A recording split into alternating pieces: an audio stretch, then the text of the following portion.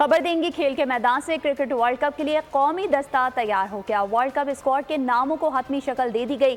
ज़का अशरफ और इंज़मामुल हक की अहम मुलाकात आज होगी। मुलाकात के बाद इंज़मामुल हक खिलाड़ियों की मंजूरी देंगे। आपको ये खबर दे रहे हैं खेल के मैदान से। क्रिकेट वर्ल्ड कप के लिए कौमी दस्ता तैयार हो गया। वर्ल्ड कप स्क्वाड के नामों को हतमी शक्ल भी दे दी गई है। ज़का अशरफ और इंज़मामुल हक की अहम मुलाकात आज होगी। मजीद तफसीलात जानेंगे अब्बास शब्बीर से। जी अब्बास।